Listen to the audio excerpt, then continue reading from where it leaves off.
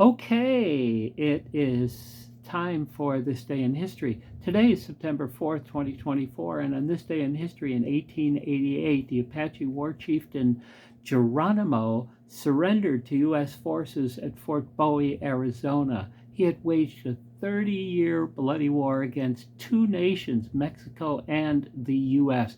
But by 1886, the Apaches were exhausted and vastly outnumbered, and so he had no other choice. He was the last of the chieftains to surrender, and his surrender marked the end of what was known as the Indian War, a 30-year bloody conflict.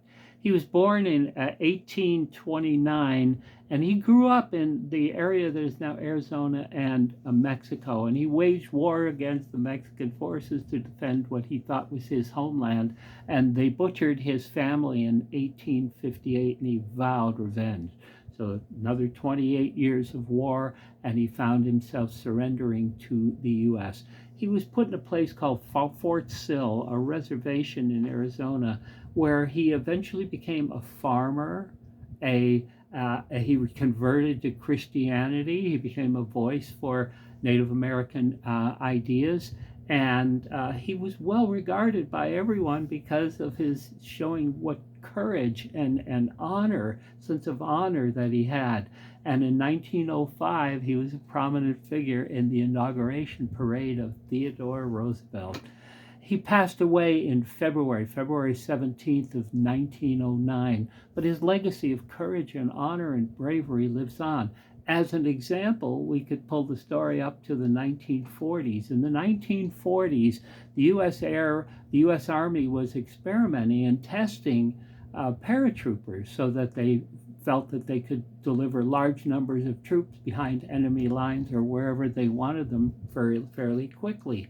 And there's a story that on the night before one of the scheduled jumps, the paratroopers were joking among themselves, and one guy named Aubrey Eberhart claimed that he had no fear whatsoever. He was ready to jump out, and he was going to prove it to everyone. And they said, "Oh, you'll be so scared you'll forget your name." And he said, "I'll tell you what, you jokers."